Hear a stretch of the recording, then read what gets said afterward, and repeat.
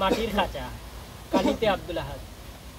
কখনো জীবন্ত অবস্থায়, কখনো মৃত অবস্থায়, সবাই চলে যাবে তার মাটির খাঁচায়।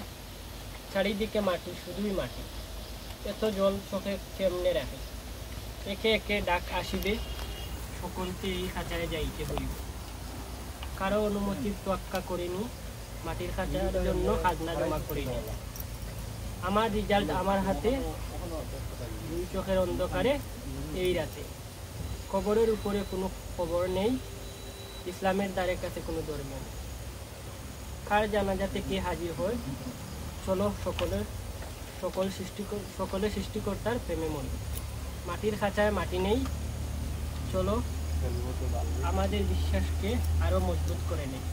রাত দুপুরে বা সকালে অকালে পালনকর্তা খাজনায় তৈরি করি মাটির দেহ দ্বারা।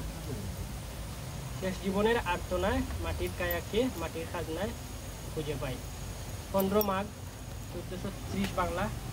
উৎসর্গ কবরবাসী মানুষদের চরণে।